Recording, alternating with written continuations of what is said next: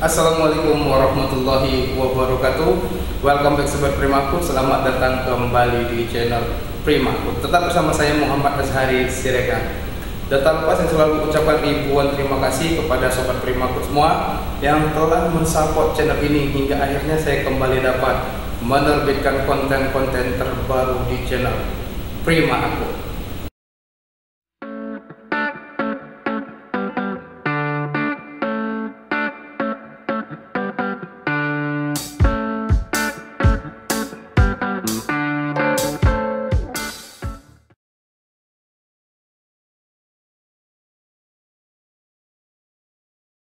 Baiklah, kali ini kita kembali kedatangan sebuah request dari salah seorang sobat Priam Akut melalui email di muhammadazhari88@gmail.com.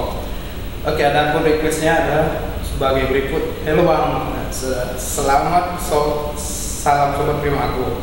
Bang, mau nanya Bang soal kapasitor bank. Analisa untuk pemasangan kapasitor bank itu bagaimana Bang ya? Oke. Kemudian, mengapa kapasitor bank dipasang dengan rangkaian hubung delta? Kenapa tidak menggunakan hubungan bintang atau Y? Oke, terima kasih. Dan saya ucapkan juga terima kasih kembali kepada Bang Jamset P. Oke, dari bau-baunya ini sepertinya ingin mengerjakan sebuah tugas akhir seperti ini, perbandingan kapasitor bank hubungan delta dengan memperbandingkannya dengan hubungan bintang.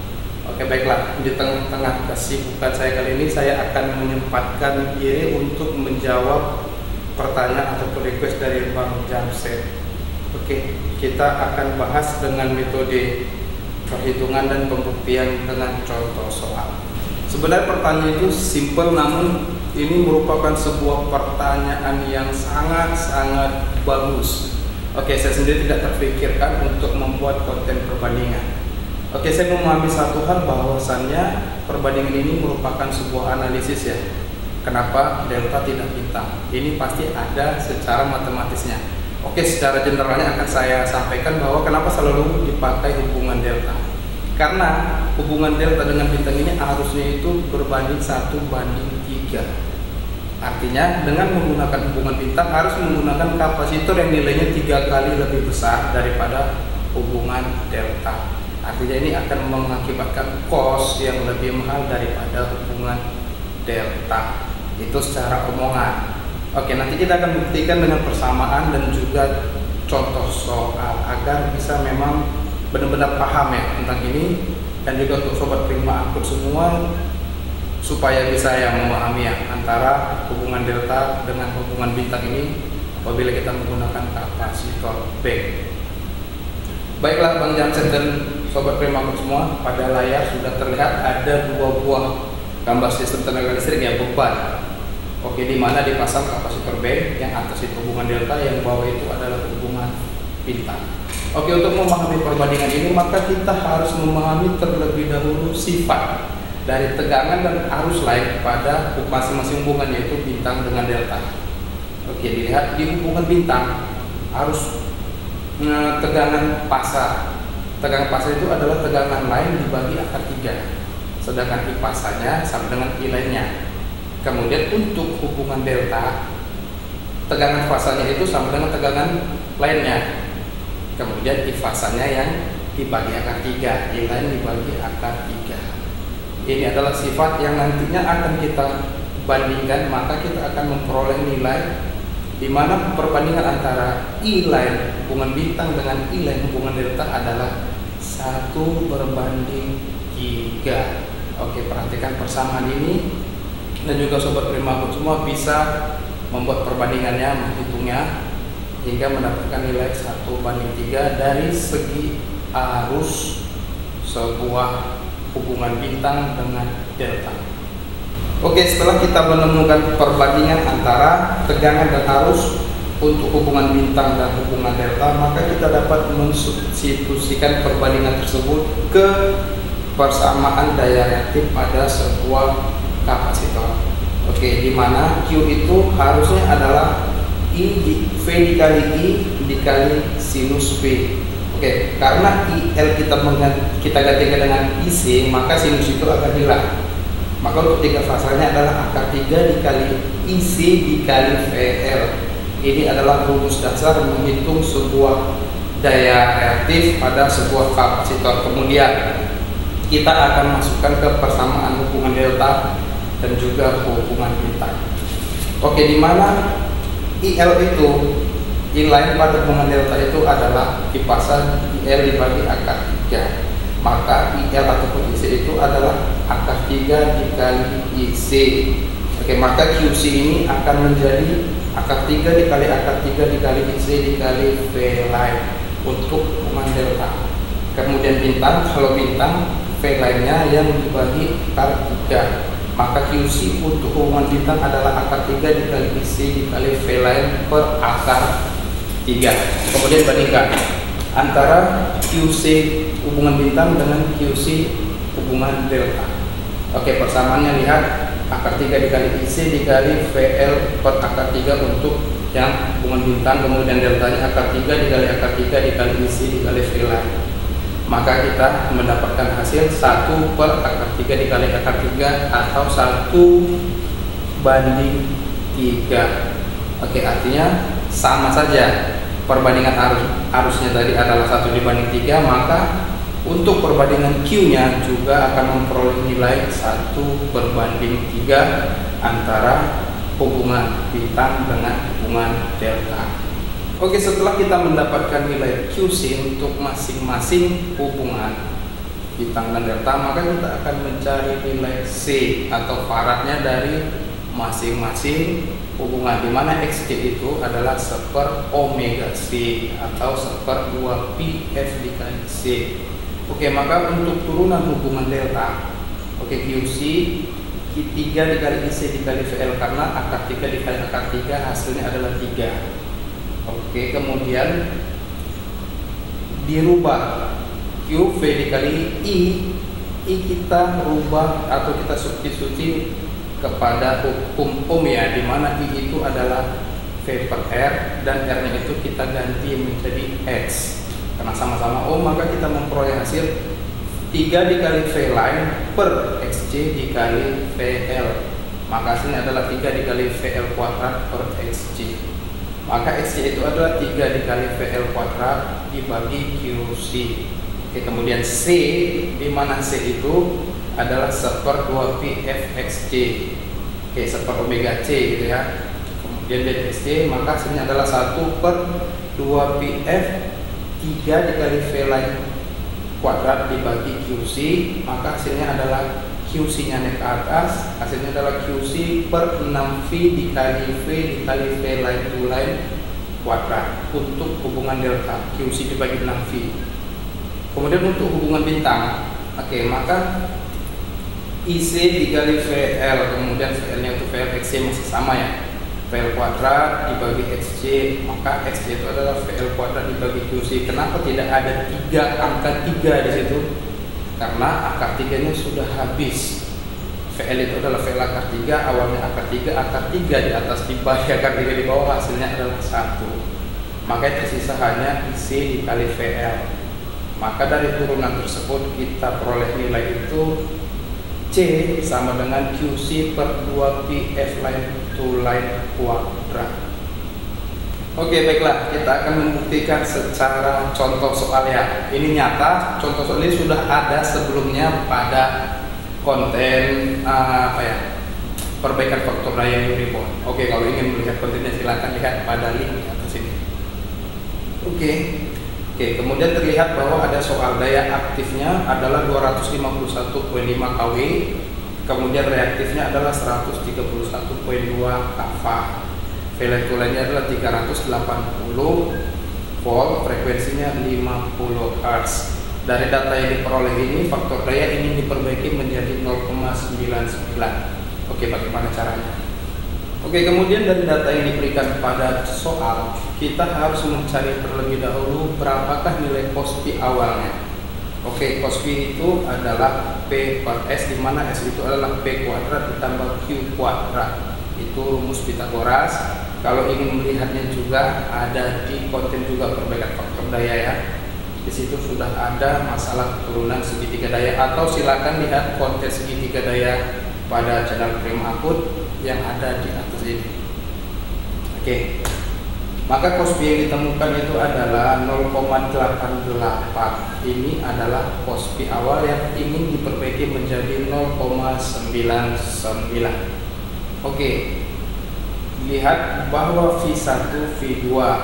Oke, di mana Q2 atau Q untuk perbaikan faktor daya ini diperlukan adalah S1 dikali sinus sudut 1 dikurang sudut 2. Artinya sudut 1 ini adalah sudut sebelum perbaikan faktor daya, sudut 2 ini adalah sudut target di mana perbaikan faktor daya kita inginkan.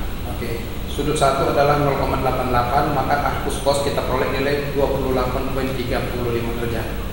Oke, sudut target adalah 0,99. Oke, cos P 0,99, maka arcus cos untuk mendapatkan nilai sudutnya adalah 8,1 derajat. Maka Q2 S1 tadi adalah 283,66 dikali 10 pangkat 3, kita kali dengan sinus sudut 1 dikurang sudut 2, 28,35 dikurang 8,1, maka yang kita peroleh adalah 283,66 dikali kali 10 pangkat 3 ya, sinus 20,25, maka hasilnya adalah 98,17 kafar. Oke, ini tidak ada yang nilai ganjil seperti ini di pasaran, yang ada adalah 100 kafar. Maka disarankan kita menggunakan kapasitor 100 kafar untuk mencapai target cos P 0,99. Oke, untuk membuktikan dengan menggunakan kapasitor 100 kafar ini nilainya adalah 0,99, maka kita akan membuktikannya secara hitungan, di mana Q total itu adalah Q1 dikurang Q2. Artinya melalui grafik, nanti kita lihat grafiknya ya. Maka 131,2 kafar dikurang 98,17 kafar, hasilnya adalah 33 kafar pada sistem setelah diperbaharui. Maka S nya adalah P kuadrat ditambah Q total kuadrat adalah 253,65 kVA. Maka cos P2 P dibagi S, daya tetap ya 251,5 kW dibagi 253,65 kW adalah S yang setelah diperbaiki faktor daya, maka hasilnya adalah 0,99. Oke, ini sudah sesuai dengan yang kita inginkan. Nah, ini dia adalah grafik daripada perbaikan faktor daya. Oke, ini grafik ini juga telah ada ya di konten segitiga daya dan juga di perbaikan faktor daya new rebound. Maka terlihat bahwa P adalah 251,5 dan Q1 itu adalah Q pada saat sebelum perbaikan faktor daya nilainya adalah 131,2 kafar. Kemudian Q total itu adalah 33 kafar setelah dimasukin atau dipasang Q2. Oke, Q1 dan Q2 ini saling mentiadakan hingga sudutnya semakin kecil, maka yang dihasilkan adalah Q total sebesar 33 kafar dan S nya adalah 283,66 kVA. Ini adalah grafik dari perbaikan faktor daya. Ini ada S1, ada S2. Terlihat bahwa semakin besar, semakin baik ya faktor dayanya menuju 1 itu. S yang diperlukan untuk membangkitkan 251,5 kW ini berubah dari 283 menjadi 253 kVA. Ini adalah konsep ataupun filosofi dari sebuah perbaikan faktor daya. Di manakah pembuktian antara hubungan bintang dengan delta tadi? Kita akan balik merujuk ke contoh soal, di mana untuk membutuhkan atau menghasilkan nilai 100 kVAR, berapa faratkah yang dibutuhkan untuk hubungan delta dengan juga hubungan bintang? Ini akan terlihat bahwasannya perbandingan di antara delta dan bintang.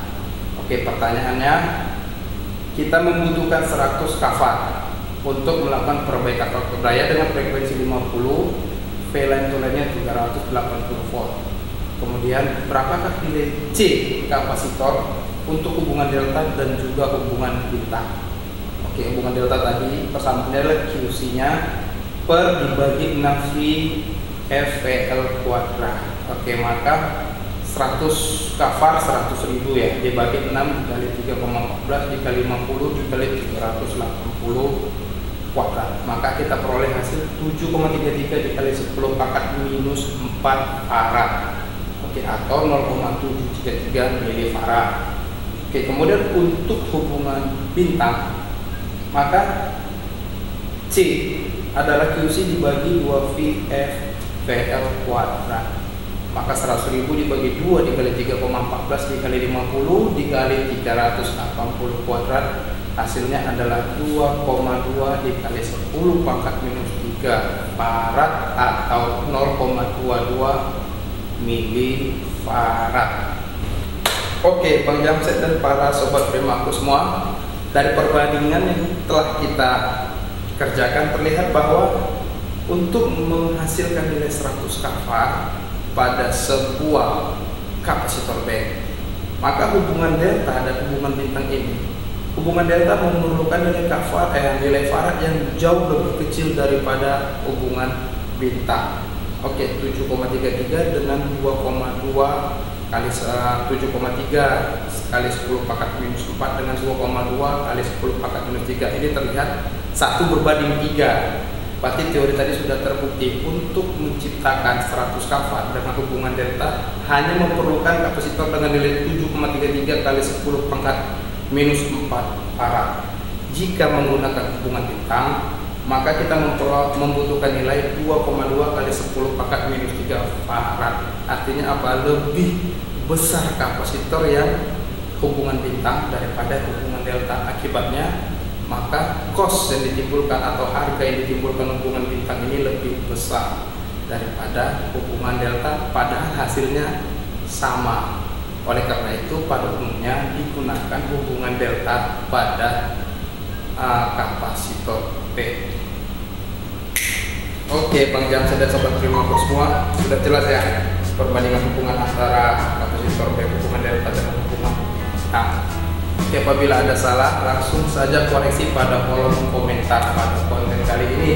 Oke, apabila sobat semua merasa konten kali ini bermanfaat, dapat membantu saya dengan memberikan like, subscribe, dan juga share kepada teman-teman yang lain agar kita dapat sama-sama belajar. Oke, saya ingatkan juga jangan lupa untuk mendownload buku-buku elektro di Primaku Dokumen yang nanti linknya akan saya terapkan pada konten kali ini di deskripsi ya. Oke, akhir kata selamat berpisah pada konten kali ini dan sampai bertemu kembali di konten-konten berikutnya. Tetap bersama saya Muhammad Azhari Siregar di channel Primaku. Wassalamualaikum warahmatullahi wabarakatuh.